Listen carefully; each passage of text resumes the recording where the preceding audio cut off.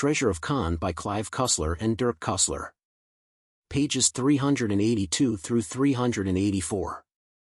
The prowler came after midnight, silently opening the storeroom door just enough to let himself and a silver of moonlight through the crack.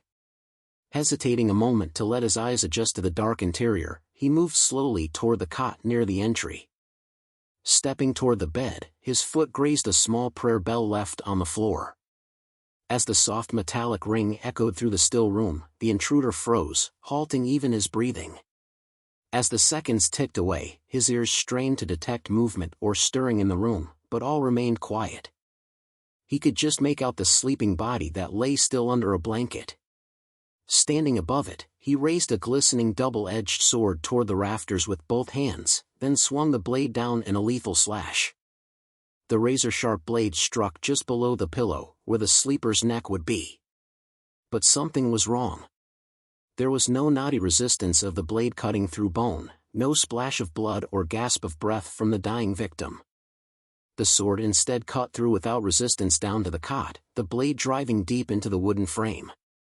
A startled confusion came over the would-be assassin before the sudden realization that he'd been had. Pitt was already charging from his cot at the back of the room.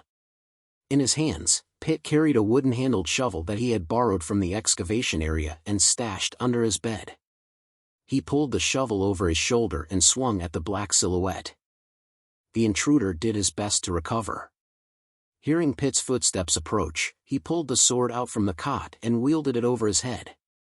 Feeling rather than seeing Pitt draw near in the dark, he thrust the sword toward him in a wide arc. But Pitt's movements were already ahead of him. The blade of the shovel materialized out of the darkness and smashed into the intruder's hand as he started his downswing. The crunching sound of knuckles mashed on metal was quickly followed by a blood-curdling cry of agony that echoed across the compound. The sword flew out of the assassin's hand and clattered across the hardwood floor. Pitt made another swing with the shovel from his left side, but the intruder lurched out of harm's way. The cot was situated between the two men and Pitt made one more lunge across the empty bed. He swung hard and low as he saw the intruder turn toward the door. Another shot of pain seared the assassin's body as he lost all balance and tumbled hard to the floor. Still clutching his mashed hand, he failed to brace himself as he fell. Unseen in the dark, the heavy iron bell clipped him at the hairline as he went down. Pitt heard a cracking sound like a shattering baseball bat. Giordino materialized at Pitt's side, then stepped around the cot and kicked the door fully open.